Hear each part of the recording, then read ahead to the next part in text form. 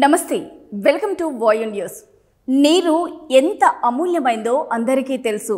దాని విలువ తెలిసిన ఒక దేశం శత్రు దేశమైనా సరే ఆ నీటిని అందించి గొప్పతనాన్ని చాటుకుంటే, మరి అదే శత్రు దేశం రక్తపాతాన్ని చూస్తే ఆ శాంతికి ముగింపు రావాలా వద్దా?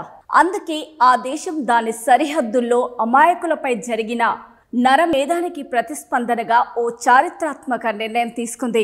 64 ఏళ్ల జలాల ఒప్పందానికి భారత్ గుడ్ బై చెప్పింది.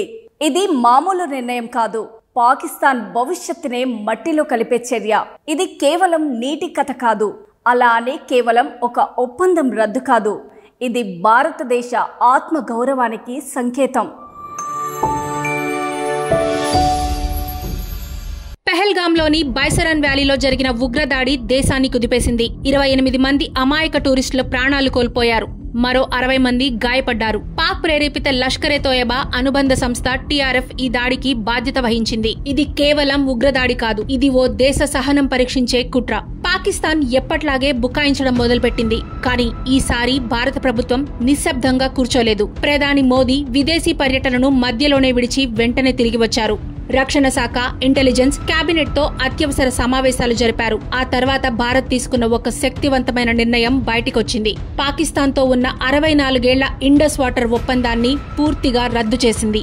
1960లో భారత్ ప్రధాని నెహ్రూ, పాక్ అధ్యక్షుడు ఆయూబ్ ఖాన్ మధ్య వరల్డ్ బ్యాంక్ ఆధ్వర్యంలో ఈ ఒప్పందం కుదిరింది.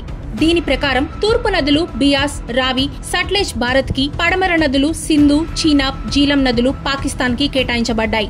ఈ ఒప్పందం వల్ల సింధు జలాల 50% నీటి వినియోగం పాక్కే దక్కింది. అయినా సరే ప్రతిసారి ఉగ్రవాదం పునరావృతమే. 2016 ఊరి దాడి, 2019 పుల్వామా, ఇప్పుడు పెహల్గాం. ప్రతిసారి భారత్ ఓర్పు చూపింది. కానీ ఇప్పుడు దేశ భద్రతకే సవాలు చేసిన పాక్ కు భారత్ చివరి హెచ్చరిక చేసింది. ఇది కేవలం నీటి ప్రవాహాన్ని ఆపడం కాదు, పాకిస్తాన్ ను శాశ్వతంగా ఎడారిగా మార్చే దిశగా వేసిన అడుగు. పాకిస్తాన్ లో వ్యవసాయం, తాగునీటి వనరులు అన్ని సింధు నదులపై ఆధారపడి ఉన్నాయి. పంజాబ్, సింధ్, బలూచిస్తాన్, ఖైబర్ వంటి ప్రాంతాలన్నీ నీటి కొరతతో బాధపడుతున్నవే. ఇప్పుడు సింధు జలాలు ఆగిపోతే ఆ ప్రాంతాలన్నీ ఎండిపోయిన భూములతో ఎడారులుగా మారిపోతాయి. ఇప్పటికే ఆర్థిక సంక్షోభం, ద్రవ్యోల్బణం, పౌర అసంతృప్తితో కుంగిపోయిన పాకిస్తాన్ ఈ నీటి కొరతతో మరింత కుదేలవుతుంది. ఇది ఆ దేశ భవిష్యత్తు మీదే ప్రభావం చూపే నిర్ణయం.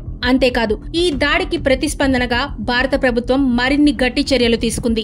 అటారీ ఇంటిగ్రేటెడ్ చెక్ పోస్ట్ ను తాత్కాలికంగా మూసివేసింది. పాక్ పౌరులు, పర్యాటకులు 7 రోజుల్లో దేశం విడిచి వెళ్లాలని తేల్చి చెప్పింది. సార్క్ వీసా మినహాయింపు పథకం కింద పాకిస్తానీ పౌరులు భారతదేశంలో ప్రయాణించడాన్ని రద్దు చేసింది.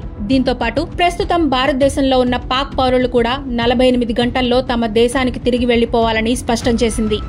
చెప్పాలంటే ఉగ్రవాదాన్ని పోషిస్తున్న పాక్ కు భారత్ చాలా సార్లే అవకాశాలిచ్చింది. కానీ ఈసారి మాత్రం భారత్ ఆ దేశానికి గట్టిగా బుద్ధి చెప్పాలని నిర్ణయించుకుంది.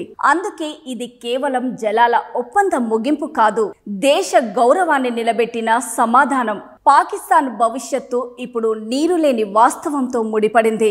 భారత్ మాత్రం సంయమాన్ని వీడి శక్తిని చూపించింది. శాంతిని కోరే వారికి శాంతి ఉంది, శత్రుత్వాన్ని ఎంచుకునే వారికి శూన్యం మాత్రమే మిగులుతుంది. ఇది భారత్ చెప్పిన తుది మాట.